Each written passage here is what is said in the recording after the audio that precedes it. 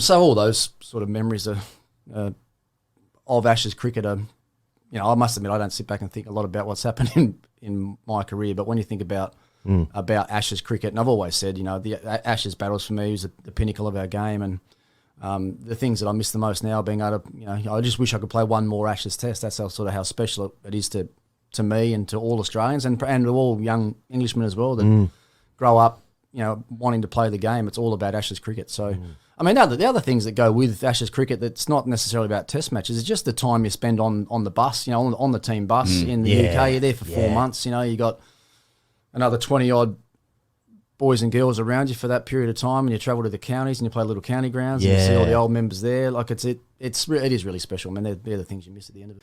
Well, we've got one. We've got Prithvi Shaw, who we saw a little bit in Australia last summer. He looks amazing. Technically, in Australia last summer, he wasn't ready for. You got him out. Cricket. Actually, just before the first ball. Yeah, and that's how that works, right? So I've never spoken to anyone in the Australian cricket team about how they should bowl to guys that I coach. Why?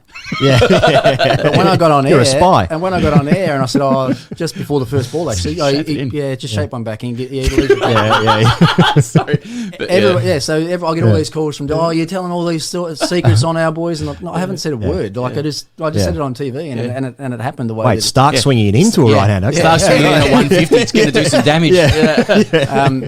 But Prithvi Shaw looks amazing. He is an exceptional talent. He looks good. I mean, the start of his IPL, the first part of the tournament in India this year, was as good as I've ever seen anyone bat. We were losing it over. Just through the offside, just front and back foot. The way he picks the bat up, he plays the short ball probably better than most Indians as well because he's prepared nice and early. But there was a line in one of your early books where I think was it your dad who said like you shouldn't be happy averaging 40 in Shield cricket. What are you even here for?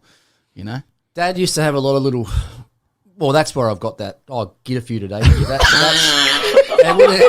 would have come. Said it with the right. It would have come from. It would have come from him because he was always, and Dad was never hard on me. Yeah.